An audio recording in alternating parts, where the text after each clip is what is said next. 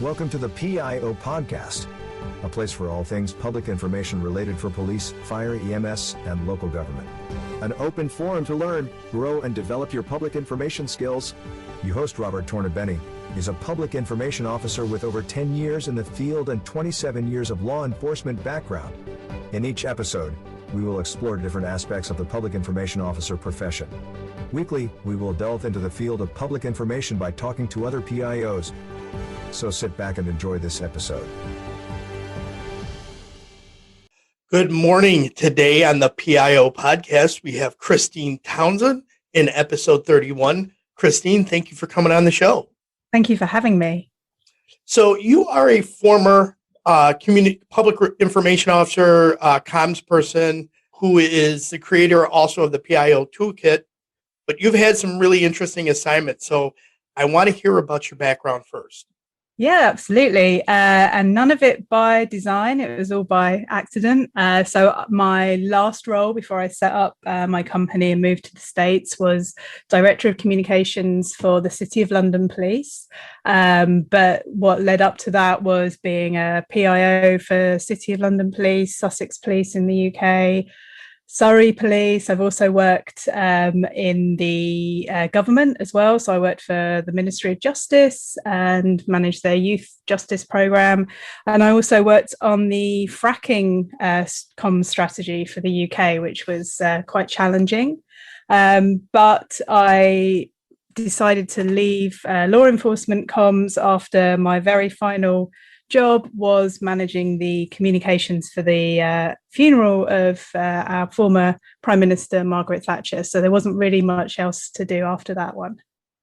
Oh, okay. That was going to be my next question. Why you left? Obviously, you hit all that. So you've handled some really large scale events, including obviously the funeral, funeral of Baroness Thatcher, the Queen's Diamond Jubilee, the London 2012 Olympics, London riots, St. Paul's Cathedral eviction, the G20 riots, the Liber scandal, and God, there's so many here that you've handled. So let's talk about your involvement in some of those really large scale events and how, as a comms person, what you had to do. So I will say that it certainly wasn't a sole responsibility of mine to manage all those. It takes many comms people, as I'm sure you're aware, to come together to deal with such events. Very different when it comes to pre-planned events or operations. We've all got our roles to take, and the City of London has, when I was there, we had at least 26 key stakeholders that we had to work with from different agencies on different tiers, so whether they were emergency responders, government, or private sector. When it came to the eviction of St. Paul's Cathedral, which was a long-running campsite outside the cathedral, that was very much me working in partnership with the clergy.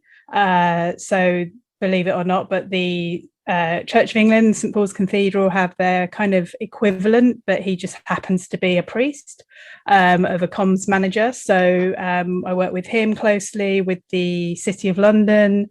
We also had, I think, 4 other police agencies coming in to support us.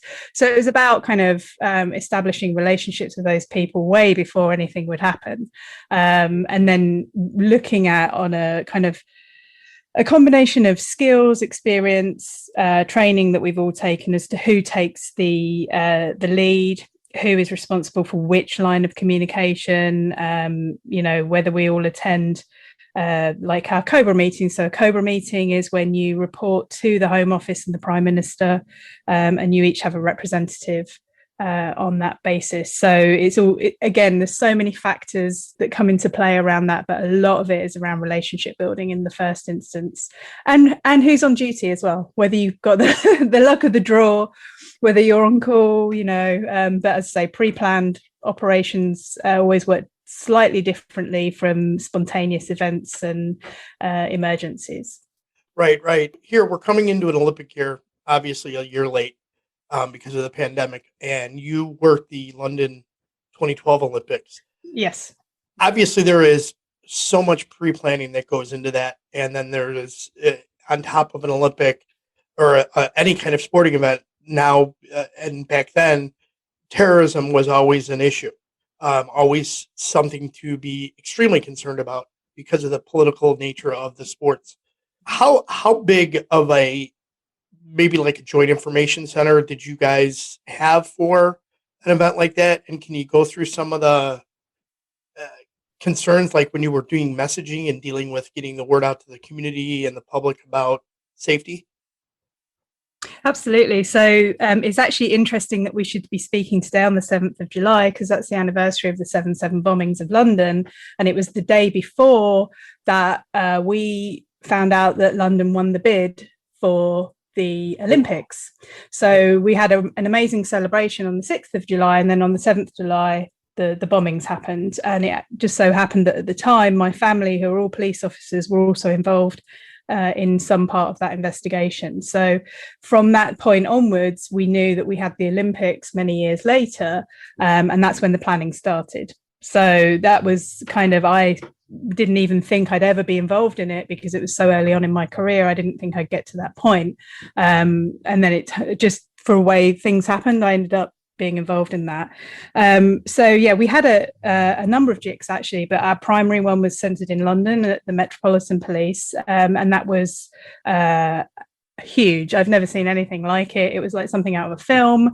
It was so exciting to see, but we kind of almost peaked a bit too soon in our excitement, because it was like, well, you know, we actually have to get to the Olympics first. And I suppose everything led up to the opening ceremony, but before that we would have intelligence coming in on an hourly basis for a number of months beforehand on terrorism threats. So the thing you have to kind of put into context is that unfortunately the UK are probably more familiar with the messaging around terrorism than a lot of other countries, and I've grown up with the threat of terrorism from as a young girl with the IRA, so that's always at the forefront of our minds. I suppose our challenge was we've got people coming from countries that don't even comprehend what this is. I mean, if things have changed rapidly recently, you know, and in recent years, but at that time it was like we were countering the fact that it was like in the international media that we are a country of terrorism, sadly.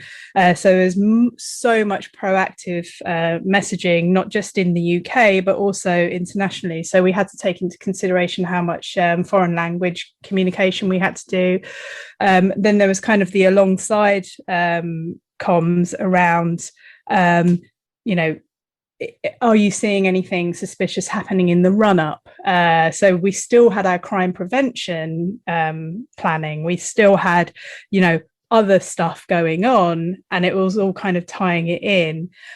We wanted to make sure that if they were coming to the City of London specifically, that anyone from any country knew how to contact police, regardless, wherever they were. And that's got to be completely different for like somebody from the US going somewhere and using 911 as a method to contact an emergency. Yeah. Obviously it's different, right?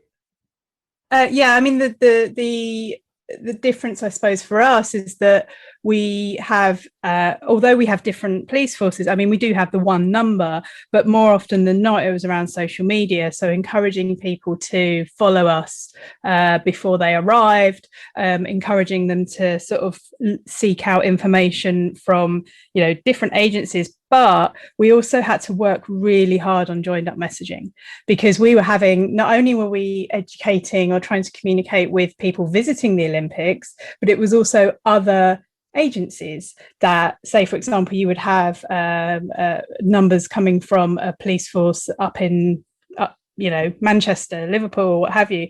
Some of them never worked in London. Some of them never worked in Hampshire where the sailing was. Some of them never worked, you know, in different areas across the country, because our Olympics covered the whole country. Right. So you've got so many different sites. It's like, who are our audiences? Who's coming here? How do we speak to them? You know, it's internal staff briefings. You know, every police force uses a different language, different acronyms, different slang. how do we make sure that every person who sees a police officer that is coming in from another country gets the same service across the board? Wow, so that's a lot of between the internal messaging alone, as well as the external. That's a monumental amount of work. How many? Yeah. What is the normal staffing for the comms unit for the London Police? Well, it's changed a lot. They've made a lot of cuts and changed things different, different forms of messaging and methods. I had a team of 6 for our force, which was okay. Metropolitan Police would have a core team of 20 or so, but then you'd have almost like a 24/7 call center style, where the news desk, where people call in. I would say on average it would go from anything from 2 to 12 people. And that does not sound like many when you think about the size of London and the size of the police force too. No. That's right. But then at the end of the day, one well-crafted message only takes one person to write it, maybe one person to approve it, and a whole committee of senior police officers to argue with it. So really, it's more volume when you're dealing with volume, because, you're not going to have that consistent volume until something happens, and that's when you call upon your colleagues in other places, or you're smart with your dissemination of messaging. So can you elaborate on that a little bit? Yeah, of course. So we would always make sure for any kind of incident or proactive operation, we would have one page, and that one page would be where you would signpost people to. So instead of constantly answering the same, sometimes silly questions from media all over the world, you would say, put on a message, recorded message saying, we're too busy for, not too busy, but we are busy. Refer every update you will get that is true and accurate and timely will be at this one page. So if you can't get hold of us, go ahead, go to that page, and that's what we do. So we would rotate that. Every PIO would update that and ensure that the information is just like a JIC. Right. Exactly the same. It's about triaging and making sure that you do one thing once and do it well. You had to, your hands were tied. So, you're getting Japanese media calling up. It's like, I can't even provide the service that I would like to provide for you. So what I'm going to do is give what I can to the best of my ability. I don't speak Japanese. I don't speak Korean, so it's like, what can we do? Can we get interpreters in to have our lines to take all good to go? Yes, we can do that. We know we're going to have certain things we're going to say about certain issues. So we prepared that as many as we could in advance, got them translated, got them ready to go in tweets, that kind of thing. So you used a large number of templates then and so on and prepared messaging? Excellent. Yeah, absolutely. Okay, so let me just go over what it's like to handle a funeral for a major political figure. Strange. I would say very strange, because it was a real honor. I mean, regardless of the political, she was so incredibly divisive, and depending on whether you grew up in the southeast of England or the north of England, you had very different views of her and how old you were. And we were expecting a lot of disorder and political protest. We got none. We had one arrest, and that was for littering. Or no, one ticket, I should say. The thing is, it's actually almost one of the easiest things you can do, because the protocol around it has been around for hundreds of years, So you've got a framework, who does what, it's incredibly well timed. It's going to be the safest place to be on earth. It was, what was wonderful for me was the opportunity to be able to go behind the scenes at St. Paul's Cathedral.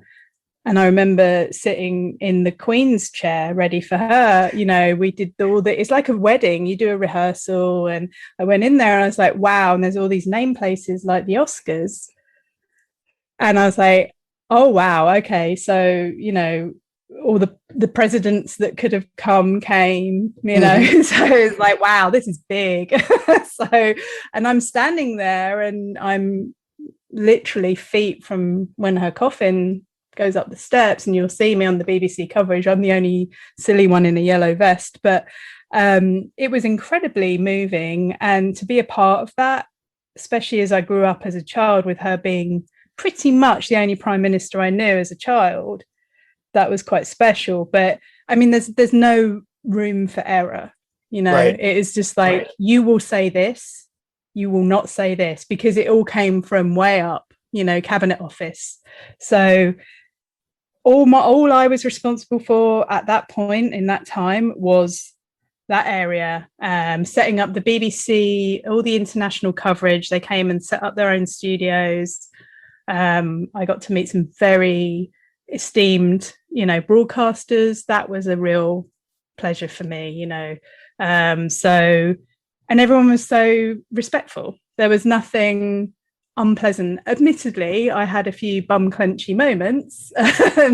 You know, in the run up, you're like, is it going to go? Is it going to go any minute? Much like the opening ceremony of the Olympics. Is it going to happen now? If it's going to happen, it will happen now. And it was knowing that pretty much a large proportion of at least the Western world was watching me stand there kind of made me not freeze for a bit. But the best thing that you can ever expect to happen in comms is that you don't make any headlines. Right. No mistakes and you're all good. Yes.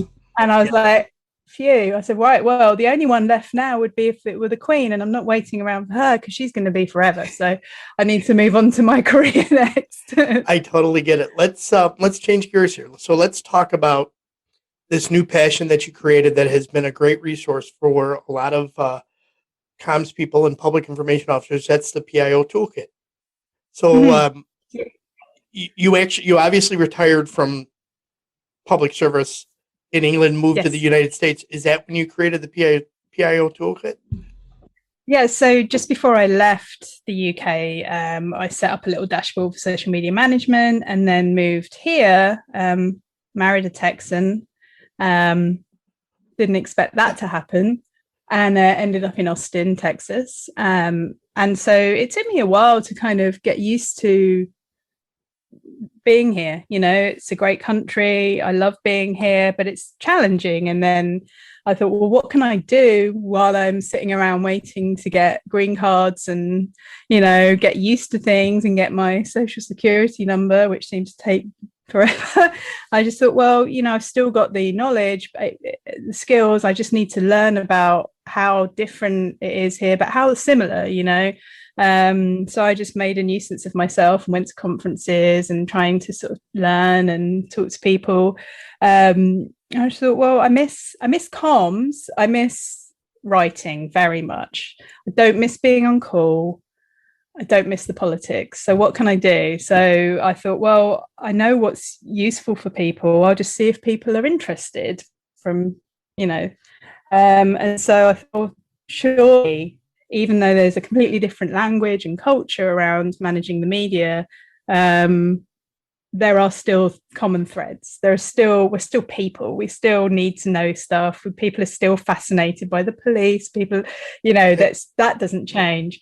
So I just thought, right, I'm going to start writing about it, and I put it out there, and I'm thrilled. I mean, I didn't expect anyone really to pick up on it so much, but it's kind of grown, and that's been really nice. And I've had the opportunity to do some training stuff, and it's been fun. So now we're about to launch a new little dashboard that allows people to do a single page update, like an instant log for the public. So like I was talking about, we just have one page on a website. The thing is, a lot of PIOs don't necessarily have access to their website. So they have to send it to a webmaster. So this would allow them to literally just, there's an active shooter, there's, you know, a weather event. They can literally just add updates as they go, Twitter style, but they can point to it, and they can then remove photos. So if it's like wanted people and they don't want the photo out there, they have the option to remove that rather than posting straight to social media. Things like that. And that's a big issue right now here in the United States. There's a lot of controversy that surrounds the posting of mugshots that are wanted people. There are a lot of agencies now. There's a lot of legislation that's come into play where you can't do that anymore for a certain level of crimes, which I agree upon. We don't want to publicly shame somebody for the next 20 years because it's out there. So I agree with that. Yeah. I'm looking forward to seeing if it'll pick up some traction. I just think anything you can do to make someone's life easier means that they are better at their job, Yeah, and I agree. There's as a PIO, when you have to go through multiple platforms in order to post things, and then you have to go through and update all those same platforms at the same time. Yeah. Without having a good dashboard to do it, or having paid for additional software to multiple posts, it is helpful to have one place where you can point here and then say this is where you go.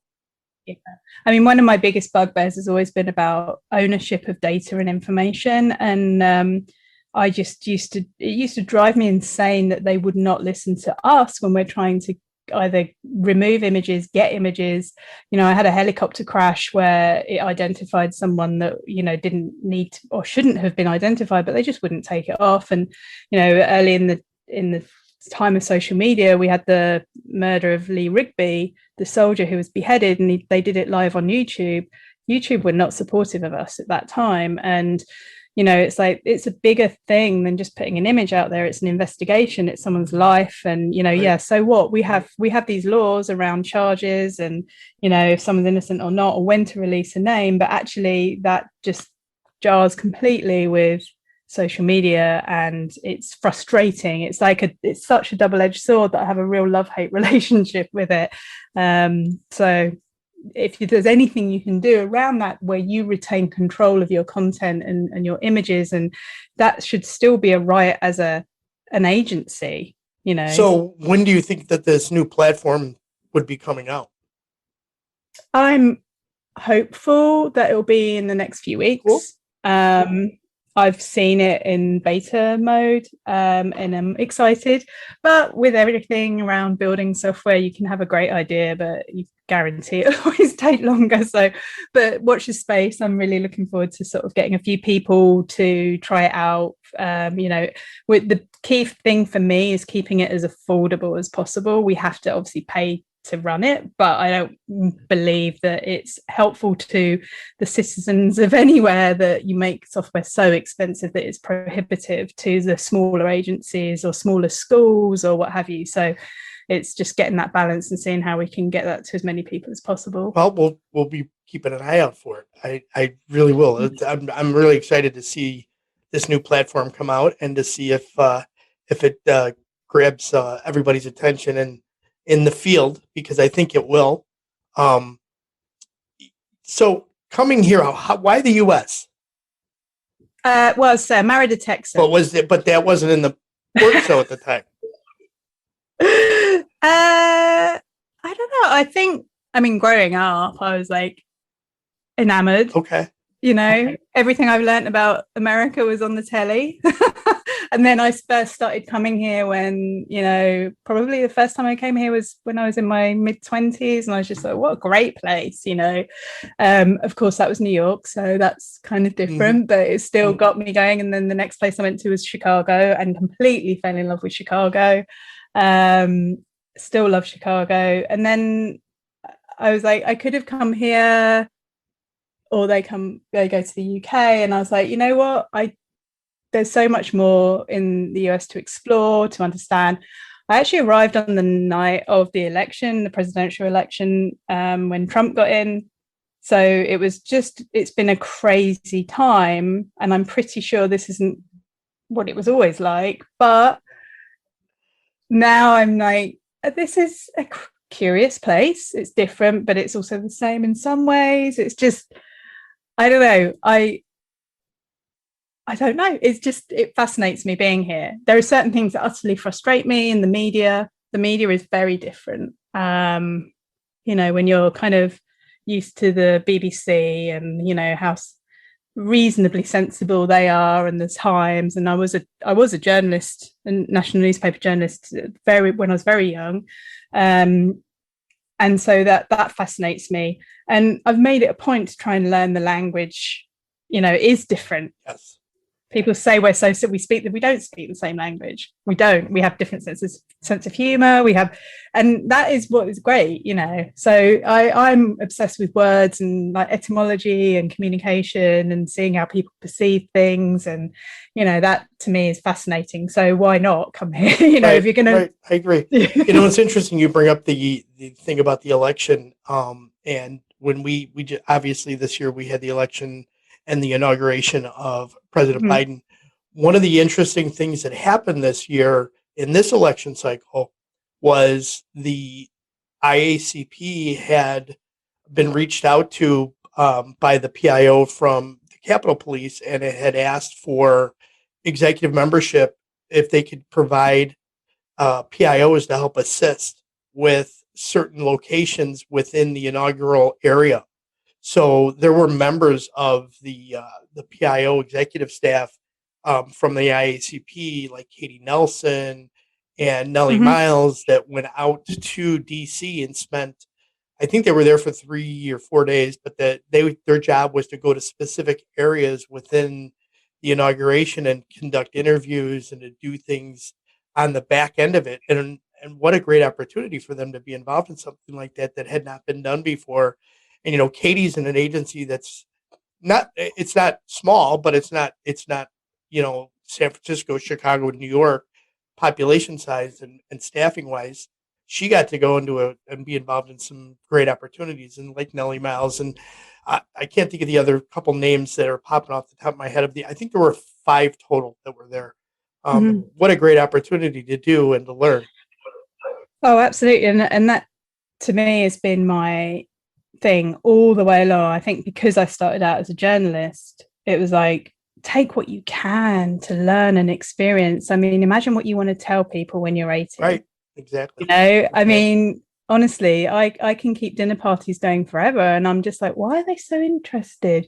Christine, you did the Queen's Diamond Jubilee. That's a big thing here. I'm like, okay, I guess, but we're so British as well that it's like, oh, well, it's just a small thing, but you have to, I mean, I have had such an amazing career where I've been out in helicopters. I've been, been at amazing events. I've also seen some real tragedy, but from that, I've seen great things come from it. And I think if you get that opportunity to spend time with other agencies, go on ride-alongs, even in like something completely different to what you are used to, that's really interesting. And when I worked at London Gatwick Airport, we did the extradition of the Enron 3, and it was like dealing with the US agencies around that was just amazing, and getting to go on the planes, and you just never know what is going to happen in life. And I think that gives you so much confidence. I was so scared in my first job as a PIO to answer the phone. I was like, oh, they're going to have me. They're going to finish me.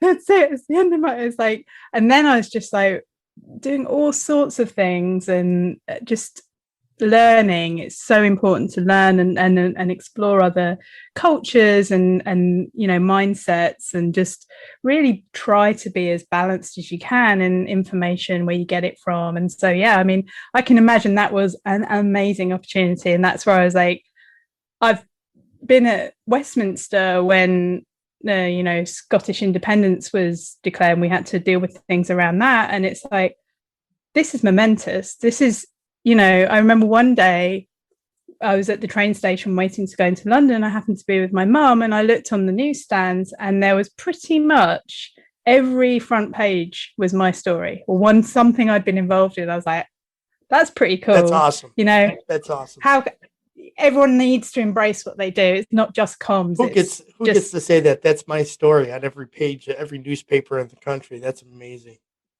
It was a really bad story, to be fair, and that's probably why it made the front page. Awesome. All right. Well, let's lighten this up a little bit. Let's go to some rapid fire questions. Okay. What's your favorite cocktail? Oh, martini, dirty. Okay. Vodka or gin? Vodka. Okay. Excellent. What's your favorite outdoor activity that you like to do?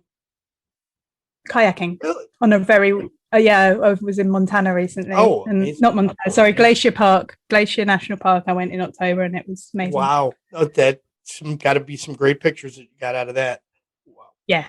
Name one person, living or dead, whom you'd like to meet and why. Margaret Thatcher. Oh, yeah. Okay. I'd ask her if I did a good job. And I bet with her, she'd probably tell you did. I hope so. Gosh, I'd know about it if I didn't. I'm sure you would have gotten a letter. Yeah. Favorite binge-worthy TV series? Oh, at the moment, it's The Good Fight. Okay. Last good book that you've read? Gosh, I haven't. Rivers of London by Ben Aranovich. It's about a Metropolitan Police officer who works in a unit, fake unit that investigates paranormal activity in London. Oh, okay. Kind of like the X-Files for the FBI. Cool. Love it. Yes. If you could turn back time and talk to your 18-year-old self, what would you tell her? Look after yourself a bit more. That is definitely something that PIOs don't do enough. No, and that's actually one of my passion projects. One of them is to kind of integrate more self-care into it, because people forget that reading bad news all day, every day, and then reading the case files of something you've got to turn into a press release is really upsetting. Yep, it can be. Absolutely. So as final thoughts, is there anything else you'd like to share? I just really like the opportunity to meet more people and talk about what we do and have done. And my goal is to lift up people where they don't get credit. And I think that more leaders in not just law enforcement, not just emergency service, in comms in general, need to really value their PIO, really value the skill and the talent of being a good wordsmith and a good communicator, because it is a skill, it's a gift to be able to write in a way that engages with people. And I think that there needs to be definitely more credit, especially in the US. There's some really great people. So value your PIO. That's an awesome way to sum it up. And Christy, how can people reach out to you if they want to learn more or they want to connect? I'm on LinkedIn. And you can find PIO Toolkit on Twitter or piotoolkit.com. Just send us a message. But yeah, you can find me, no problem. And it's awesome. Yeah, and I do agree. I have used the PIO Toolkit. Some of the things that you've written have been amazing. So I appreciate very much what you're doing out there. Keep up the great work. We are looking forward to see what this new platform is that you're going to come out with. So that should be coming out in the next few weeks, hopefully. Hopefully our listeners will get a chance to see it, and they look at it. And if it comes out and it's good, maybe we'll have you back on and you can talk about it specifically, and we can help you promote it. I'd love to. Yeah, I would love to. Thank you so much for having me. I really appreciate it. Thank you, Christine. And that was Christine Townsend from the PIO Toolkit. That was episode 31. Thank you, Christine. Thank you.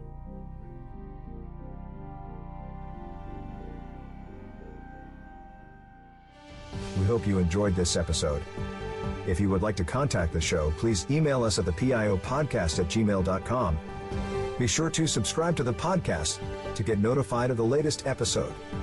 If you are listening on a platform that allows reviews, please give us a review. We appreciate any review, good or bad. It helps us improve on each episode. Until next time, be safe.